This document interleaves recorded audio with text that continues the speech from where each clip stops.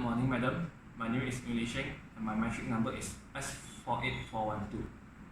The reason why I self-record this video is because of I want to talk about my weaknesses during the previous presentation and the way to improve it.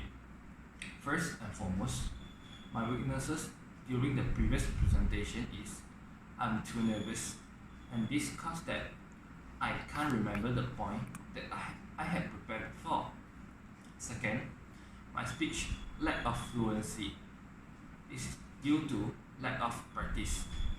So in a nutshell, my plan for improvement is I hope I can cope my nerves by practicing more and think positively, as negative mindset will always make you think you can't do it.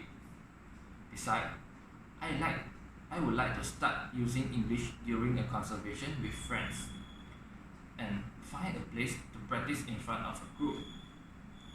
I would like to end my video with a quote that is, practice make perfect. I hope that my next presentation will be better than the previous. That's all from me. Thank you.